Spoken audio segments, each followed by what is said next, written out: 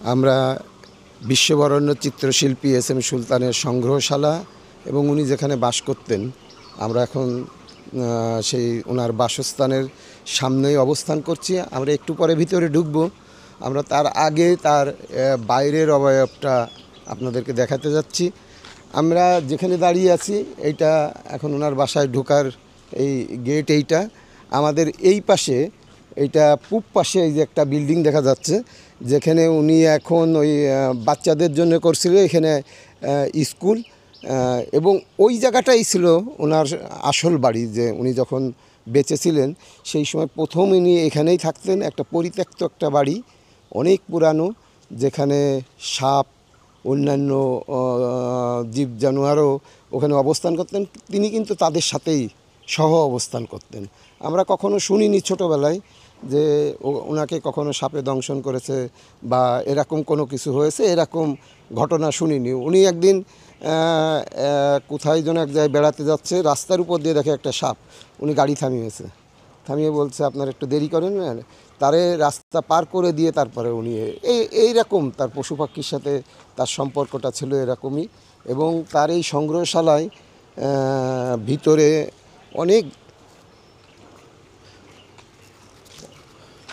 অনেক ধরনের জীবজন্তু এখানে ছিল। উনি মারা যাওয়ার পরে অবশ্য আমরা সেটা বন্ধ হয়ে গিয়েছে, ঢাকাতে সব নিয়ে গিয়েছে।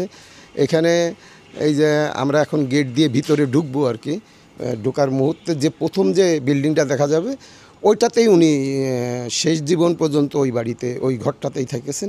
পরবর্তীতে আরও কিছু ঘর হয়েছে যে জায়গায় ওনার ওই ছবিগুলো এখনও বেশ কিছু ছবি আছে। তবে দুঃখের বিষয় হলো ওনার আঁকা যে ছবিগুলো ছিল সব এখানে সংগ্রহতে নাই, এবং কিছু অনেক দিন হয়ে গেছে ঢাকা থেকে এসে কিছু মেডিসিন দিয়ে টিয়ে ওইটা প্রিজার্ভ করে অনেক সংরক্ষণের ব্যবস্থা করছিল। তারপরেও কিছু কিছু ছবি মিসইউজ হয়েছে, নষ্ট হয়ে গেছে। তারপরে যেটুকু আছে এখন এইটাই ওনার বাসস্থানের সামনেই ওনার সমাধিটা আছে। এবং দীর্ঘদিন যার সাথে উনি চলাফেরা করেছেন তার একজন আছে আমাদের বন্ধু হানিফ। আমি হানিফের কাছে দিচ্ছি বাকি কথা বলার জন্য।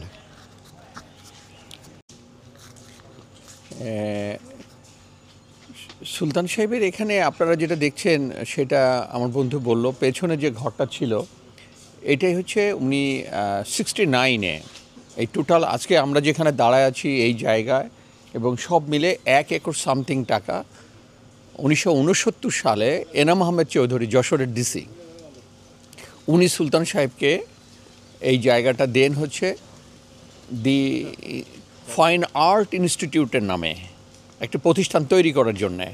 এবং তখন আরেকটি ভদ্রলোকের নাম না বললেই নয়, যিনি সঙ্গে করে নিয়ে যে এটা করেছিল, ওনার নাম হচ্ছে ভাস্কর মতিউর রহমান সাহেব। উনি দুজনে মিলেই আছে ডিসি সাহেবের সঙ্গে আলোচনা করে একটা অ্যাপ্লিকেশান দিয়ে উনি এইখানে হয়। তারপরে উনি অনেক চেষ্টা করেছে প্রতিষ্ঠানটাকে তৈরি করার জন্যে, কিন্তু উনি ওইভাবে করতে পারেননি। তারপর বাচ্চাদের জন্য একটি স্কুল এখানে, যেখানে আজকে দাঁড়ানো আমরা, এখানেও ছিল। এবং যে ঘরটা পেছনে সুন্দর আছে ওইটা ভেঙে ওইটাই ছিল মূলত পুরনো একটি বাড়ি, মানে ভেস্টেড প্রপার্টি। এটা হচ্ছে 99 বছরের জন্যে টোটাল প্রপার্টিটাকে লিজ দেওয়া হয় গভর্নমেন্ট থেকে। তারপরে উনি ওনার জীবন দশায় খুব বেশি একটা কাজ করে যেতে পারেননি। তারপরে এই আপনারা আজকে যেখানে দেখছেন যে ঘরটা, এটা হচ্ছে ওনার স্টুডিও ছিল। এটা আর্মি গভর্নমেন্ট থেকে করে দেয়। পরবর্তীতে মানে এইটা করার আগে সামনে যে ঘরটা দেখতে পাচ্ছেন এটা হচ্ছে সম্ভবত মনে হয় 86-এ, এটা 86-7-এ এটা করে। তবে এই যে বাঁ পাশে যে ঘরটা দেখছেন এই ঘরটা হচ্ছে আর্মি গভর্নমেন্টই করে। ওনাকে যখন 82-তে the man of the achievement, মানে ওনাকে একটা বিশেষ সম্মানে ভূষিত করে, তখন এখানে ব্রিটিশ হাই কমিশনার এবং জার্মান হাই কমিশনার হাই অফিসিয়ালিরা এখানে একাধিকবার এসছেন। ওনারা দেখলো সুলতান সাহেবকে যখন এরকম, সেই হিসাবে পরে এই বিল্ডিংটা আর্মির থেকে করে দেওয়া হয়। উনি এখানে থাকতো, কারণ ওনাকে তখন ঢাকাতে সেগুনবাগিচায় একটি বাড়ি ভাড়া করে দেয়। কারণ আপনারা শুনলে ভালো লাগবে যে বাংলাদেশে একজন আর্টিস্টকে রেসিডেন্সিয়ালি আর্টিস্ট হিসেবে কিন্তু স্বীকৃতি দেয়, কিন্তু তার মধ্যে সুলতান সাহেবই মানে সেই ব্যক্তি। তো সেই হিসাবে যখন উনি ঢাকার ওই বাসায় সেগুনবাগিচায় থাকতে রাজি না হন, তখন হচ্ছে এই ঘরটা করে দেয়, এখানে উনি থাকেন। এখানে ওনার শেষ সময় পর্যন্ত, মানে মৃত্যুর আগ পর্যন্ত এই ঘরটাতেই উনি বসবাস করতেন। আর আজকে যে সুন্দর রাস্তা দেখছেন, যা কিছু দেখছেন, এটা ওনার মৃত্যুর পরে হয়েছে। আর যে কবরটা আপনি দেখছেন, এই কবরটা ওনার সঙ্গে আমরা আসামে যাই। আসাম থেকে ফেরার পথে সিলেটে একটি সুবরি বাগানের মধ্যে খুব সুন্দর একটি টিলার উপরে একটি কবর দেখা যায়, ঠিক সেম ডিজাইন। তো উনি বলতেন যে মানুষের সভ্যতা ভদ্রতা কোথায়, যে একটি গ্রামের মধ্যে এরকম এত সুন্দরভাবে একটি কবর আছে। তো পরবর্তীতে উনি এই কবরটার কথা অনেক ঢাকাতেও একাধিকবার উনি আলোচনা করেছেন। পরে সেই জায়গার থেকেই হচ্ছে যে সুলতান সাহেবকে উনি মারা যাওয়ার পরে শিল্পকলা একাডেমি এবং বিভিন্ন প্রশাসনিক ইয়েতে সেই কবরের ডিজাইনটাকে বড় করে করছে। এটাই হচ্ছে সুলতান সাহেবের ইয়েতে।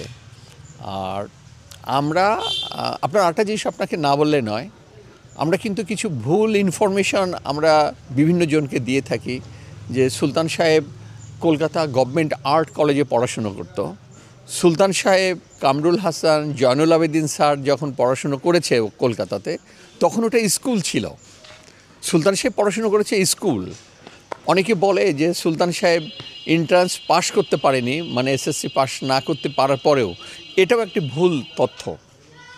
কারণ তখন স্কুলে ভর্তির জন্যে অষ্টম শ্রেণী পাস প্রয়োজন হতো, কিন্তু ওনার অষ্টম শ্রেণী পাস ছিল না। উনি যতটুকুন আমরা শুনেছি, উনিও বলেছে এখানে একটি প্রাইমারি স্কুল এবং আশ্রমের একটা স্কুল ছিল। এরকম জায়গাতেই উনি হয়তো 5 বা 6 পর্যন্ত পড়াশুনো করেছে। সেই হিসাবেই হচ্ছে সরওয়ার্দী সাহেবের তখন যে স্কুলের গভর্নিং বডিতে ছিলেন শাহেদ সরওয়ার্দী, ওনার পরিবার এবং উনি রিকোয়েস্টে এবং পাশাপাশি আমাদের নড়াইলের জমিদার পরিবারের সহযোগিতায় উনি আর্ট কলেজে ভর্তি হয়। আবার আরেকটি জিনিস আপনাকে বলেই রাখি, আমরা যে বলি শেখ মোহাম্মদ মানে SM সুলতান নাম বাবা মার দেওয়া, অনেকে কিন্তু আমরা এটা বলে, অনেকে লেখালেখি পর্যন্ত করছে। না, এটা ভুল তথ্য। শিল্পী সুলতানের বাবা মার দেওয়া নাম ছিল লাল মিয়া, কারণ উনি বেশ গায়ের রং ফর্সা, নিজেই এই গল্পটা করেছে, নিজেই অনেকের সামনে। সেই হিসেবে হচ্ছে লাল মিয়া থেকে। কিন্তু শাহেদ সরওয়ার্দী সাহেবের মা, যিনি সুলতান সাহেবকে মানে লাল মিয়া সাহেবকে কলকাতা গভর্নমেন্ট আর্ট স্কুলে, মানে সেটা তখনও তো ছিল, মানে কলকাতা আর্ট স্কুলে যখন ওনাকে ভর্তি করতে নিয়ে যায়, তখন ওনার এই নামটা ওনার পছন্দ হয় না। উনি সেখানে ওনার নামকরণ করেন শেখ মোহাম্মদ সুলতান। আসলে বাবা মার দেওয়া নাম কিন্তু লাল মিয়া, কিন্তু উনি সেই থেকে হয়ে গেল হচ্ছে সুলতান। কিন্তু ওনার সেই লাল মিয়া নামটা অটোমেটিক প্রায় হারানোর পথে। আমার নড়াইলে বা অল্প সংখ্যক লোক জানেন যে তার নাম লাল মিয়া ছিল। তো এটাই। আর ওনার যে স্বপ্নটা, উনি সবসময় ছিল যে একটা ভালো একটা ইনস্টিটিউট তৈরি করবে। উনি অনেকগুলো স্কুল করেছে। আমার নড়াইলে যখন দেশের বাইরের থেকে ফিরে আসে, তখন নন্দনকানন নামে একটি স্কুল তৈরি করেন। সেটাও খুব বেশি না, পরবর্তীতে সেখানকার কমিটির নামটা পরিবর্তন করে দেয়, দিয়ে ওটাকে চাচুরি পুরুলিয়া স্কুল হাই স্কুল তৈরি করেছে। সেটা যশোরে একটা করেছিল, সেটার নামকরণও এখন হয়ে গেছে চারুপীঠ। নড়াইলেরটা শিশু স্বর্গ নামে এখনও আছে এবং এটা থাকবে আশা করি।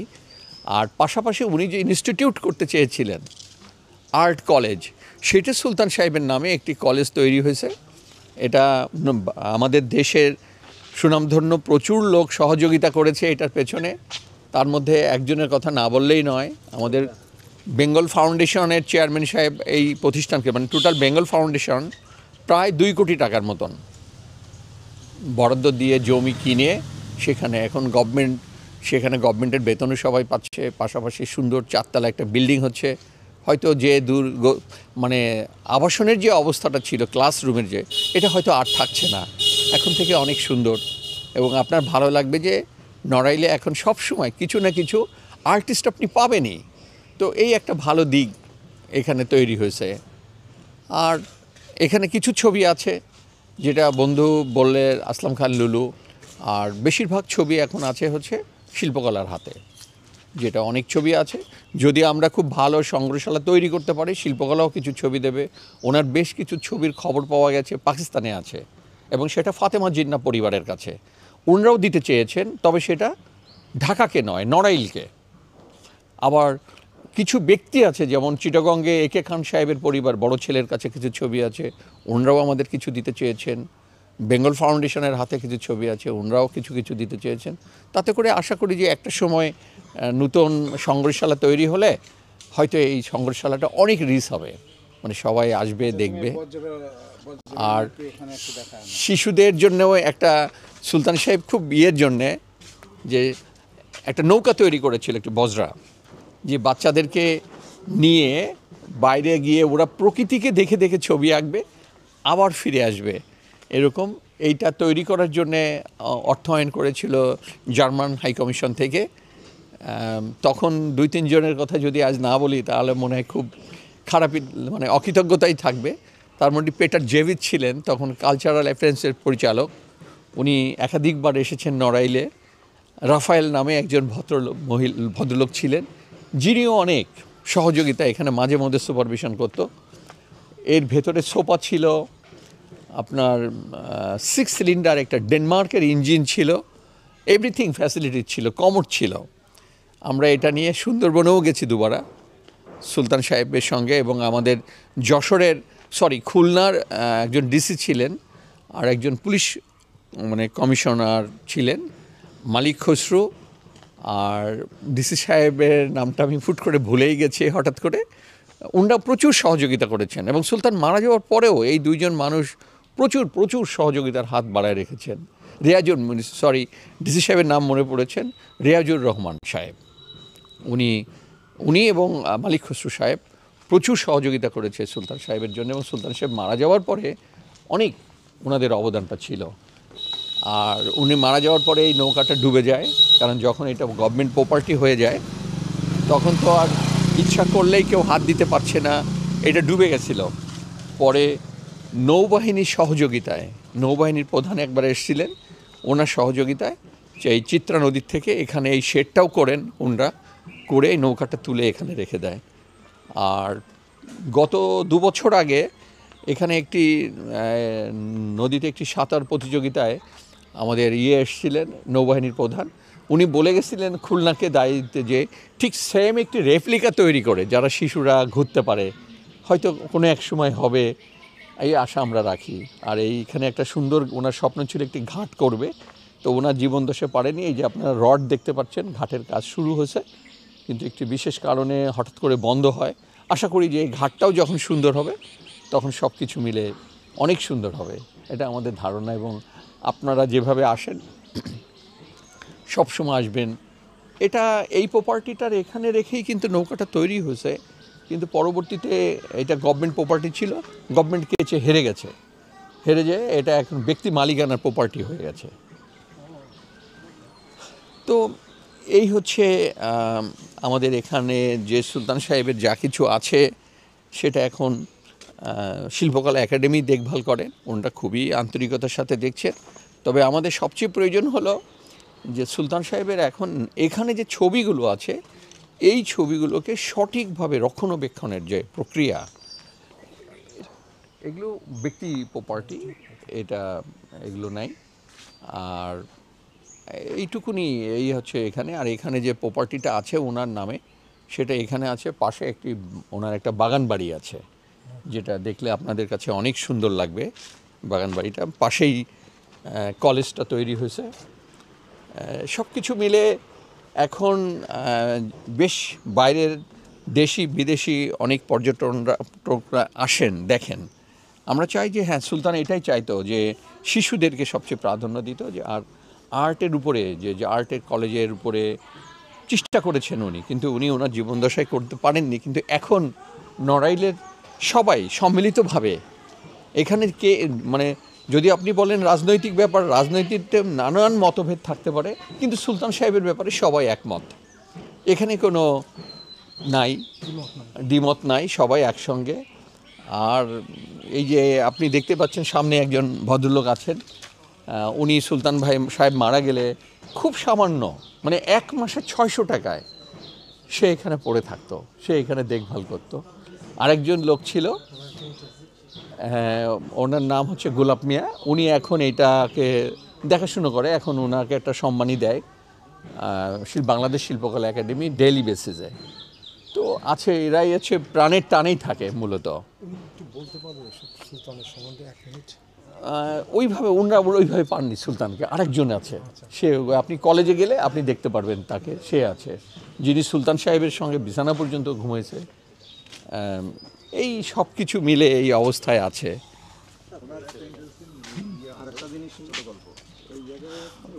আর এখানে কিছু ব্যতিক্রম গাছ আছে, যে গাছগুলো আমরা বাইরের থেকে আনা।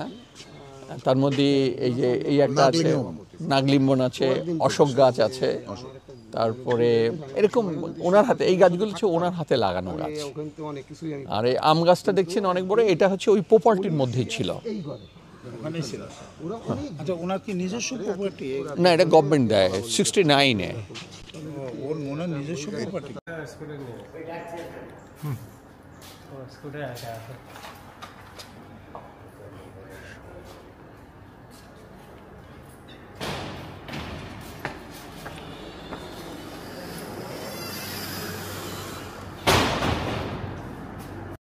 এই যে তোমার সেই ছবি, আমি পেছনে দাঁড়ানো, ভাই বললো তুই আয়।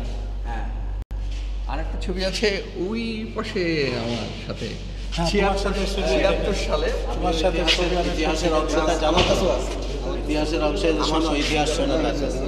ওইটা সুলতানের জীবদ্দশার শেষ ছবি হলো এইটা। শেষ ছবি না, ফটোগ্রাফি লাস্ট। না, আমার কাছে যেটা আছে আমার সাথে ওটা অনেক বেশ সেটা আগে, কিন্তু ও এরপর ওই দিনই অসুস্থ হয়ে যান। এই ছবি না, অসুস্থ ছিল 3-4 দিন পরে, কিন্তু ও আসলো। হ্যাঁ, আসার পরে আমি শেখ হানিফ। সুলতান সাহেবের সাথে আমার পরিচয় কীভাবে নিজেও আমি ভালো জানি না, তবে এটা পরিবারের সঙ্গে যেতেন উনি, পরিবারের আমার বাড়িতে যেতেন। তো তখন হচ্ছে ওনাকে সেই সময় কিন্তু ওনার দুর্দিন, সেই সময় ওনাকে অনেকে ভয় পেত, উনি একটু এলোমেলো চলাফেরা করতেন।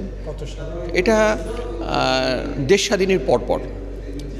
কিন্তু সুলতান সাহেব বরাবরই দেখতাম আমাকে খুব স্নেহের চোখে দেখতেন।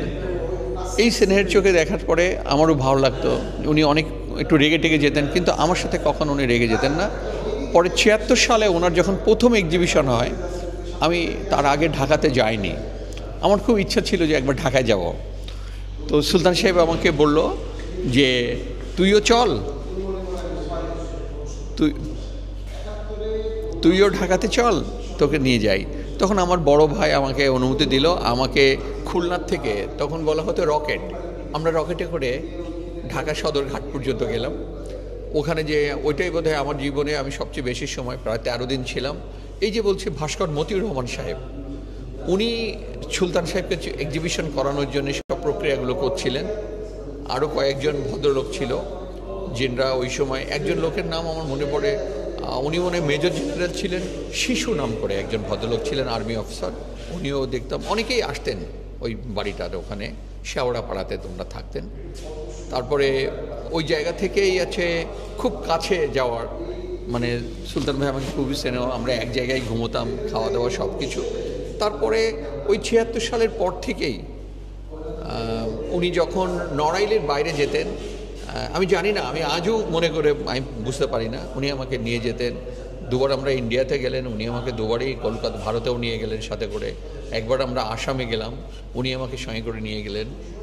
আর উনি এমন কিছু কথা বলতেন যেটা, এটা হচ্ছে 76 সালের পরের থেকে শুরু হয়ে গেলো। ইন্ডিয়াতে গেলাম মনে হয় আমরা 86-87 সালে। উনি ওখানে কীরকম রিসেপশন পেয়েছেন? অনেক, ওখানকার যারা খুব সিনিয়র ওনাকে খুবই সম্মান দেখাইছে। এবং ওনাকে ওখানে বিশেষত যে জমিদার পরিবারে যে বাড়িটা আজও আছে, উনি যে বাড়িটাতে থাকতেন, আমার নড়াইলের জমিদার রতন বাবু হচ্ছে মূল জমিদার।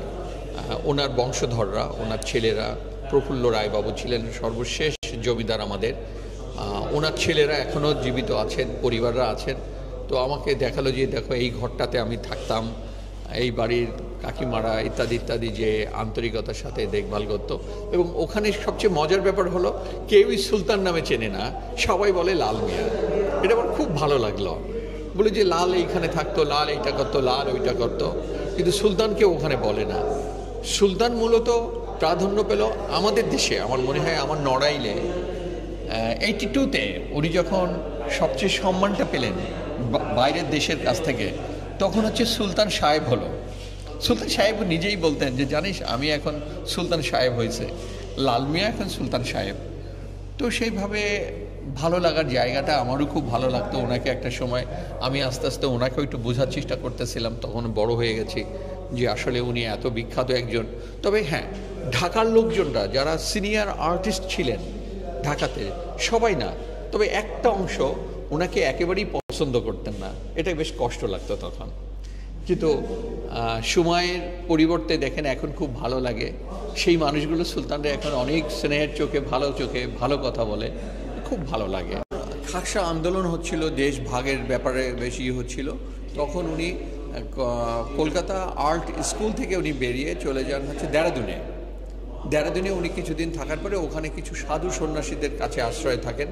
সেখান থেকে কাজ করার পরে তারপরে যখন দেশ ভাগ হলো, সবাই অনেকে দেখছে পাকিস্তান চলে যাচ্ছে, উনি তখন পাকিস্তানে চলে যায়। পাকিস্তানে যাওয়ার পরে উনি, এবং যেটা আপনার শুনে খুব ভালো লাগবে, যে প্রথমে যে পাকিস্তানকে, ইস্ট ওয়েস্ট পাকিস্তান দুটো মিলে যে রিপ্রেজেন্টেটিভ হিসাবে উনি যে দেশের বাইরে যান, সেটাই কিন্তু সুলতান।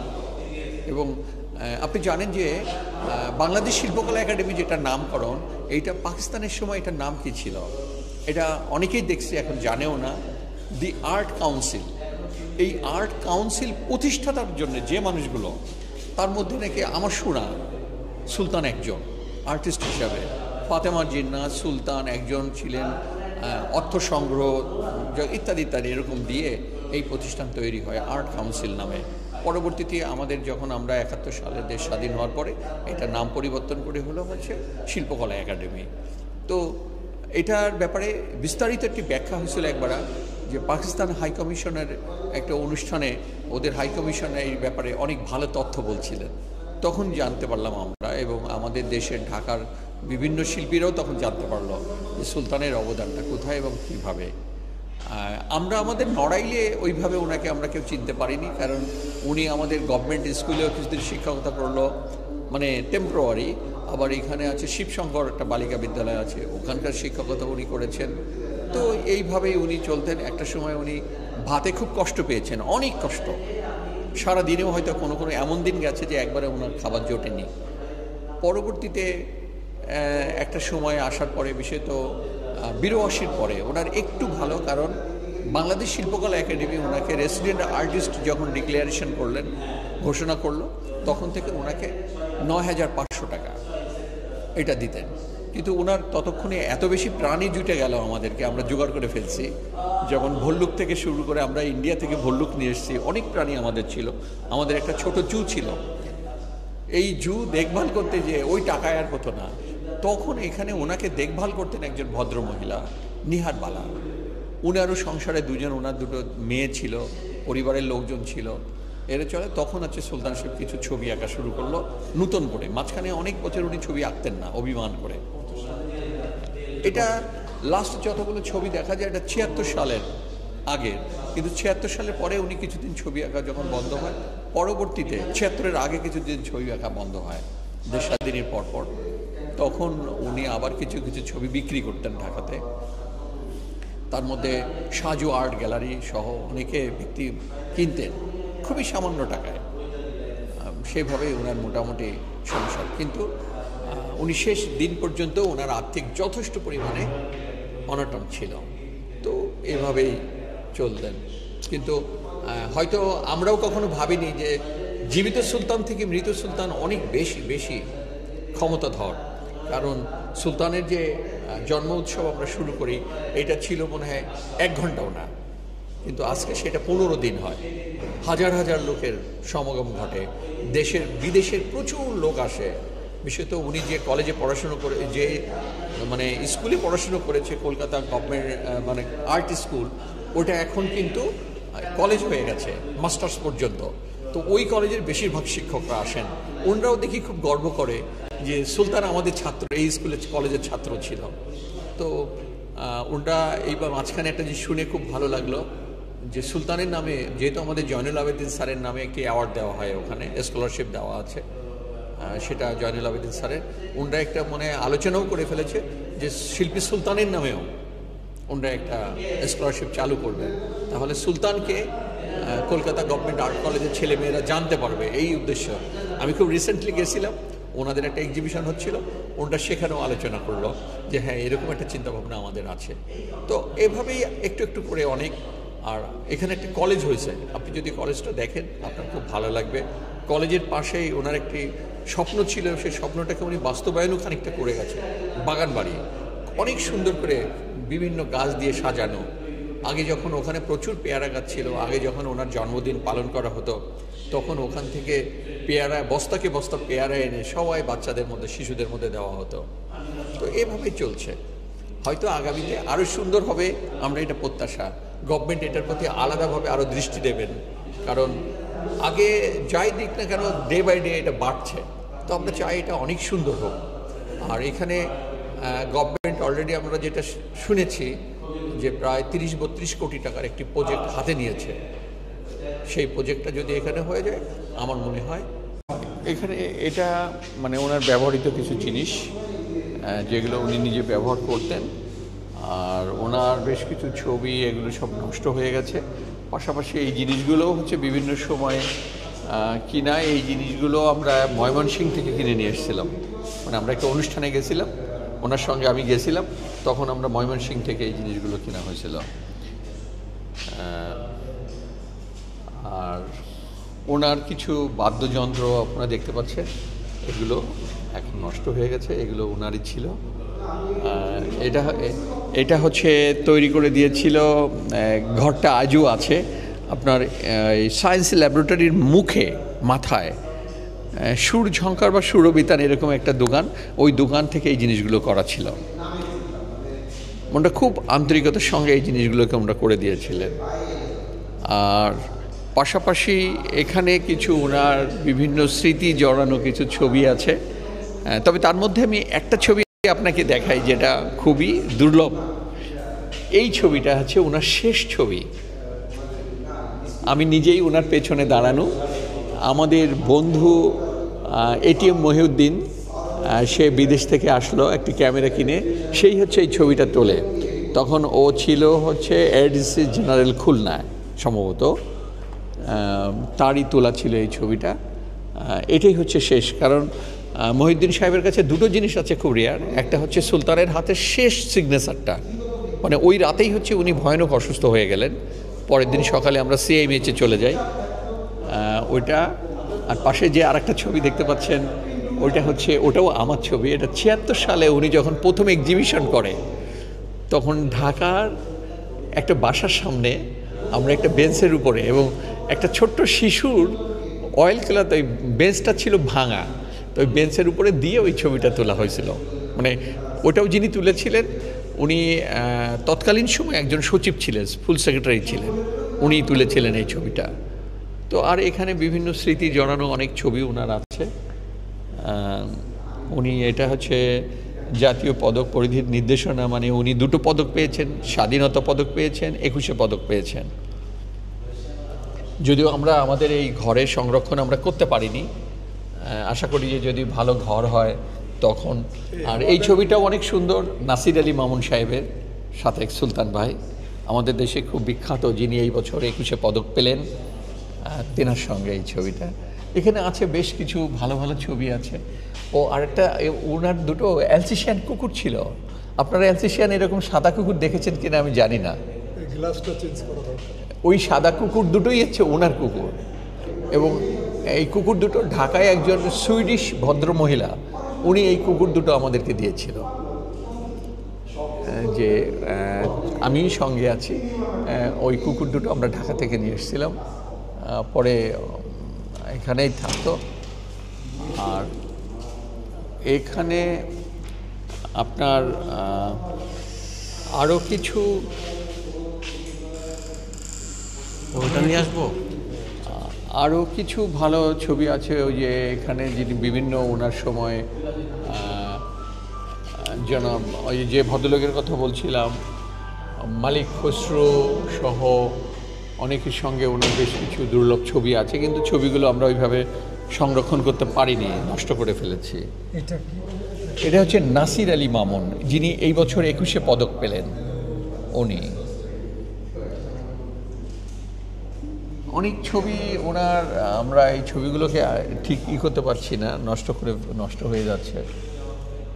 কিছু কিছু ছবি আছে, তবে যদি সংগ্রহশালাটা আমরা এইগুলো দিয়ে হচ্ছে উনি এই ওয়াটার কালারের মানে জল রঙের ছবি করার সময় এটাকে উনি ব্যবহার করতেন। উনি এবার কিছু ছবি কাজ করতেন হচ্ছে ওই কলম দিয়ে, ওটাকে কি কলম বলে, হ্যাঁ ওইটা দিয়ে উনি কিছু কিছু কাজ করেছে। তো এভাবেই আছে। এখন নূতন সুন্দর ঘর হলে, সংগ্রহশালাটা তৈরি হলে, তখন হয়তো আমাদেরকে আরও ভালো কিছু ছবি হলে এটা অনেক অনেক ভালো একটা তৈরি করা যাবে। ও আপনাকে যে নাম বলছিলাম যে মালিক খসরু সাহেব, এই যে ভদ্রলোক, ওনারা ওখানে আছেন সুলতান সাহেবের সঙ্গে। অনেক এই মানুষগুলো অনেক করেছে। উনি মারা যাওয়ার পরে ওনার অনেক কিছুই খুব ভালোভাবে দেখভাল করার একটা প্রক্রিয়া চলতেন। আশ্রমের সেই ছবিগুলো আমাদের সাথে তো অনেক ছবি ছিল নষ্ট করে ফেলেছে, আমরা এগুলোকে রক্ষণাবেক্ষণ করতে পারিনি। সেই গফু তার ছবি ছিল, হ্যাঁ, এই যে সব নষ্ট হয়ে গেছে, ছবিগুলো সব নষ্ট হয়ে গেছে।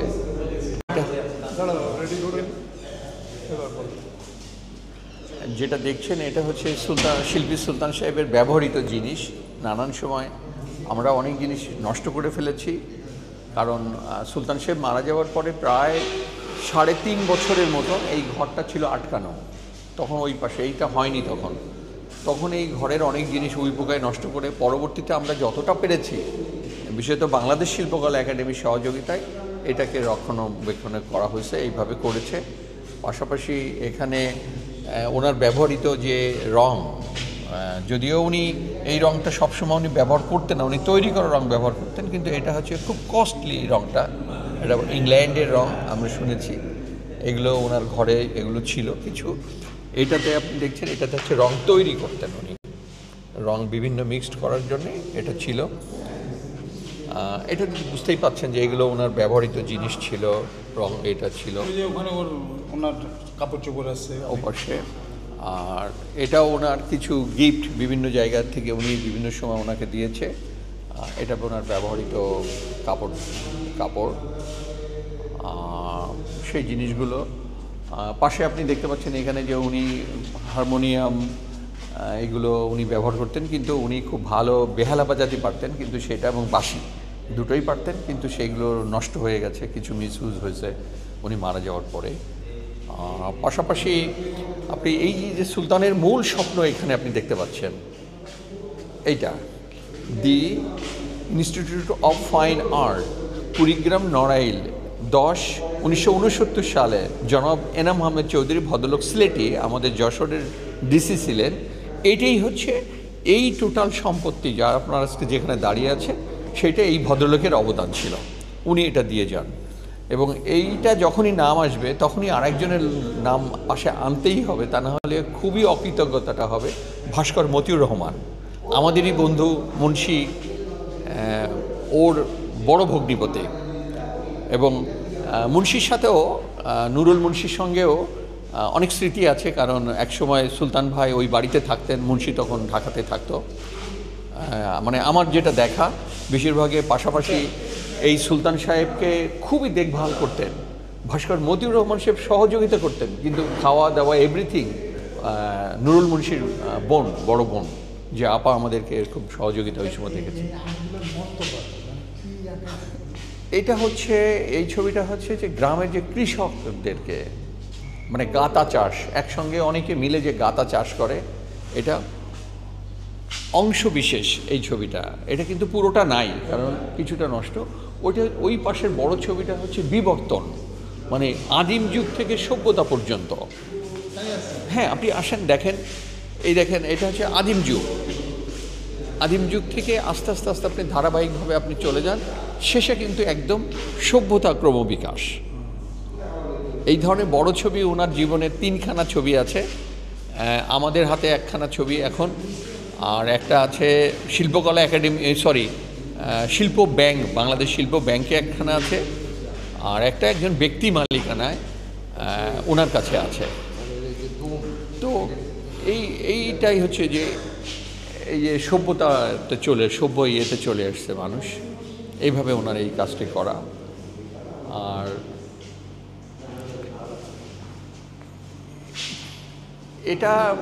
এই ছবিটাও আমরা চাই যে খুব সঠিক রক্ষণাবেক্ষণ, কারণ এই ছবিটা যারা বাইরের দেশ থেকে আসেন ওনারা সবাই এক বাক্যে বলে যে এত বড় ছবি বহু দেশের নাই। বিশেষত ভারতের থেকে প্রচুর আসেন বিভিন্ন ওনার জন্ম উৎসবের সময় শিক্ষকরা বিভিন্ন বিশ্ববিদ্যালয়, ওনারাও এই ছবিটা বলে যে কোনো মূল্যে এটাকে খুব সংরক্ষণ করা। কারণ আপনি দেখতে পাচ্ছেন এই ছবিটা কাজ করছে, কিন্তু ছবিটা সঠিক। আর যে ঘরটাতেই ছবি রাখা হয়েছে, এই ঘরটা যারা এটা ভালো বোঝেন তিনটা বলে যে এই ঘরে রাখার মতন ছবি না এটা, কারণ এই ঘরটা সঠিকভাবে তৈরি করা হয়নি যেটা তৈরি করেছে, কারণ সংগ্রহশালাটা ভিন্ন। এই ছবিটা হচ্ছে গ্রামের দিকে যে কৃষক যখন ওই যে ফসল কেটে ধান মাড়াই করে গরুগুলো দিয়ে, এটা আপনি দেখতে পাচ্ছেন পাশে ওই যে সেই যেটাকে খুঁচায় খড়গুলোকে নাড়াচাড়া করে দেয়, সেইটা অসমাপ্ত ছবি। এটা আরও বড় ছিল, কিন্তু এইটুকুন রক্ষা করে গেছে, বাকিটা নষ্ট হয়ে গেছে ছবি সেটা। এই চেয়ারটা ছিল উনারই, উনি বসতেন, ওনার বেডরুমে ছিল এখানে। আর পাশে যেগুলো দেখছেন ওনারই ব্যবহৃত জিনিস, এগুলো এই জিনিসগুলো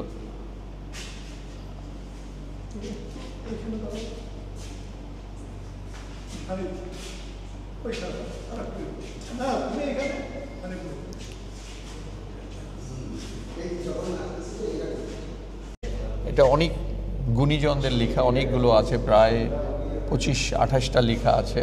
এটা কি একটা বই সুলতানকে, কিন্তু এটা পরে আর শিল্পকলা একাডেমি বলেছে ওনারা একটা প্রিন্ট করবে, কারণ এই বইটা পড়তে পারলে যারাই পড়বে না কেন সুলতান সাহেব সম্পর্কে একটি ধারণা তৈরি হয়ে যায়।